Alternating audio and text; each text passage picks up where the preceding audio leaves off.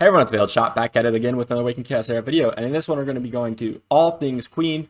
So if you haven't watched my previous videos, I was pushing for Topo 11, and I got to Topo 12, and I didn't have enough damage, but I do have a couple characters that would do really, really well with a cursed set. Now, the best way to get cursed sets is from Queen of Tides. So I decided to pivot into Queen of Tides, and lo and behold, I was able to get to stage 12 actually quite easily. So in this video, we're going to be going into all things Queen, how you can kind of formulate your own team, suggested teams, why you should farm queens, and of course a full run from my personal team. Even though it's really long, I'm going to speed it up for you. So if you are enjoying these videos, be sure to leave a like, drop a comment, and subscribe. Let's go ahead and delve into the Queen of Tides abilities. So first up, we have the Blessing of the Empress, and this basically just gives her a random 1 of 3 positive status effect, increased resistance, increased attack, things like that, at the end of the turn at every 2 rounds. So this was nerfed from every 1 round to every 2 rounds, so a little nerf to Queen earlier on in the patch recently. And then we have Torrent, damage an enemy, implies 1 stack of Blessing of the Gods, which was her, kind of passive there. And then we have one of her main abilities here, the Stifling Aqua Cage. So this summons basically a CC. It pretty much puts your unit in stasis for 2 turns. And you can cleanse this off. So if you have Blackhorn, for example, or I have 2 single target cleansers, so we can cleanse this off. But normally it's not a huge deal if you put it on someone that doesn't really need to take turns. For example, I have it targeted to Mathasia because you can basically determine the targeting with this keyword right here, which is highest attack. So this gets put onto the character with highest attack. So if I have Mathasia built out with the highest attack of my whole team, she's going to get the Aqua Cage, and it doesn't really matter because she's not really providing too much besides heals, and so she's able to heal anyways after that, and it works out perfectly. And then we have Water Whip, damages all enemies and grants this character a Water Shield, that scales with the number of positive effects. And then, of course, she's granting herself Blessing of the Goddess, which is a random positive status effect. Now remember, these things can be removed, the positive status effects, so you really want to run Water Prison spell because it will remove the positive status effects, which will decrease the damage you're taking. In addition with that, will reduce the shield that she gets, which is really important because my team's really slow and I'm relying on poisons. So if the shield's too big, we're going to lose the battle. Because we're going to go over the time, because you can only go up to 50 rounds, and after that, the game basically says, nope, you're done, you lose. And then we have Tsunami, summons a Tsunami to damage all enemies, damage increased by 15% based on the number of cast. So this is a pretty big damage dealing spell, which is why it's really hard to kind of bring in a lot of damage if you're not beating it really quickly, because she will start to one-shot your characters with this, which is why we're bringing in full tank and just kind of slowly getting through it with poisons. So let's go ahead and talk about the minions here, which is, first off, the waves in front of the queen. So the first 2 waves, it's a three round, kind of stage where you're beating 4 crabs and then another 4 crabs, and then you're getting to the boss. And these crabs are just single target damage dealers with a chance of with hitting twice on one of their abilities. And they do hit pretty hard, so you kind of need to, build for them because that's one of the hardest things to get past, actually. You can sometimes get past the crab, and then, or not get past the crab, but then beat the boss. And sometimes the crabs actually will target like Santis or Hackgun on my team and then one-shot them. But we fixed that in our team recently. And then we have the TIE Guards, which are alongside the boss. We have the Target Right, which is the one that kind of changes the strategy for the boss. And that is heals this boss for 30% max HP and then just does AoE and single target damage. So you really got to target the right one first, in my team at least, because otherwise the crab is just going to out heal your poison damage to the boss. So you have to target the right one first, and then the left one is something to watch out for too, because they apply joint attack to their other Tide Guard, and then they will AoE you and do quite a bit of damage. So it's important to look out for, and you really do need high tanky stats for this boss. Although it doesn't have to be very particular, and I will go into that in a second. And so let's go over my team real quick. And so we're going to be using Mathasia, Santis, Hakron, and Rhaedyra. So this is a very, very free-to-play friendly team. As you can see, I have Ascended Rhaedyra, but that's really easy to do because she's an elite.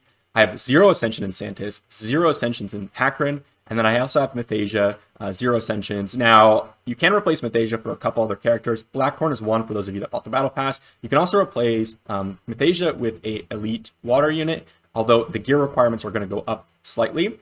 And that is Abbott. So Abbott will provide your extra healing, and you can use him in Mathasia's spot.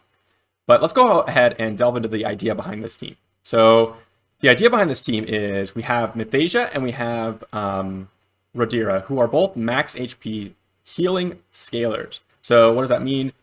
We got a lot of units here. What does that mean?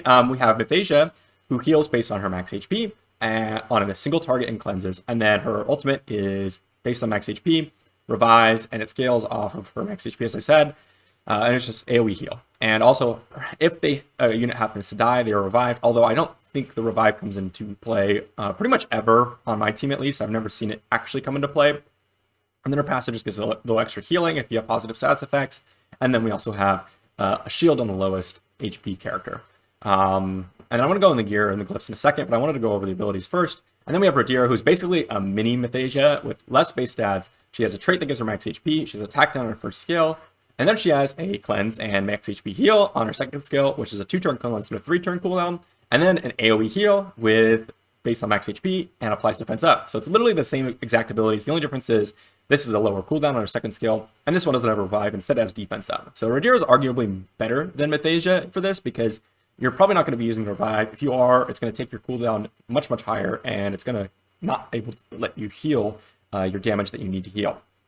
So, and then we have Hakron, who with his ultimate actually boosts the max HP of all your characters, which allows you to survive a lot of the hits while also increasing your healing done by the other two characters. It's actually a really, really fun, really, really cool combination. And then we have Santis, who is that's just there to do the damage, right? And of course, Hakron and Santis are fusible. We have an elite, and then we can also use another elite in Mythasia's place, or you can go with Mythasia as your rookie summon. So this is about as free to play as it gets. I don't think you can really get a more free to play friendly team. Now it's really, really slow. I'm going to go ahead and go over the glyphs and such I have on them currently. So Mythasia, I just have up to legendary glyphs. I haven't completed it. I just got the speed, which arguably is not that important. And then the health. I forego the defense and the resistance and all this other stuff. You don't really need it. It's not necessary. And then we're going to go over the gear. Look at this, +9s and +12s. The gear requirement's really, really low. What do we have? Defense. The substats are pretty bad. Health percentage. This one's a fine piece. Speed. You don't really need speed, though. And then look, health percentage. Flat defense, crit rate focus. Like these stats are completely useless on Mythasia, and these aren't even upgraded to +12, and it's good enough. And then we have Santis' gear, who arguably has the highest gear requirement, although I have speed boots on her, and I can replace these for HP %, and the gear requirement goes much, much, much lower. And then we have just HP % and focus where we can get it, right? And that's pretty much how you build all of these characters, right? Just high HP. Well, let's go ahead and check Mythasia's HP, total HP. Right, so we have 70k HP, 15.5k on Santis, and then Hakron is a little different. You're going to want to prioritize a little bit more defense on him because of his passive here, which grants his defense to the rest of the team. So I decided to go 2 defense pieces, defense, health, and then defense. And that is because, as I said, you're going to share your defense with the other team. But again, +9s, not even +12s, +9s. That's pretty crazy for beating a late game dungeon. And then we have Radira, who's again +9s, HP, 14k, 1100 defense. Again, HP, health. Again, all of it is HP. And let's go into Hakron stats because we didn't go into that. 11k HP, 1900 defense. There you go. So that's our stats. Also, let's go over the glyphs actually. To Hakron, purple glyphs, not even completed. We have Santis, who has some of her legendary glyphs completed. She's the most glyphed out. Defense, speed, health, which I think Santis and Hakron are arguably the ones that are hardest to build because they are water, so they die quicker. And then we have legendary glyphs on Radira, but only the one that gives you HP, so that way she can heal more and survive. And so there's the team, and there's the gear. It's pretty simple. Again, as I mentioned, you can replace Mythasia with Abbott or Blackhorn if you have them. And if you have Blackhorn, actually, I believe the gear requirement will go down for you. So lucky you. And then, of course, what spells are we going to be using? So let's go ahead and head over to the dungeon. Let's go ahead and use a meal coupon so we can get in there and check out the spells. So we're going to be using Guy's Renewal for extra HP and a heal over time. We just need to survive. That's all we need to do. And then we have Water Prison, which applies stun and removes all their positive effects. This is really important because when you're removing positive effects, again, you're going to be reducing that shield, you're going to be reducing the damage you're taking, and that's super, super important. Now, how do you build your own team? And why is this useful? Well, when you're farming Queen, you're going to be getting the Revival set, which is actually a really decent set, especially for someone like Ricker, or some of those more tanky characters that do a lot of damage based on their HP, things like that. And we have Curse set, which is arguably the most important PvE set in the game. After attacking, there's a 50% chance to launch a bonus attack using this character's basic attack. Really, really solid, amazing set. Worth dropping a lot of your stats for this set. And then we have warrior set, and attack really scales well in this game. So I think the warrior set's actually one of the better sets, especially since damage dealers are so important. And then when you're building your own team, of course, you can run this really tanky. Poisons do a lot of damage because the boss has high HP, but you can also run something like Zatlux in order to actually be able to clear the waves and get there quicker. So that's my team. I'm going to go ahead and head into the Queen's Dungeon now, and then I'm going to show you the run and meet up with you at the end of the run because it's going to take a really long time. I believe it's like 12 minutes or so. I'm going to speed it up for you, so I'll meet you then.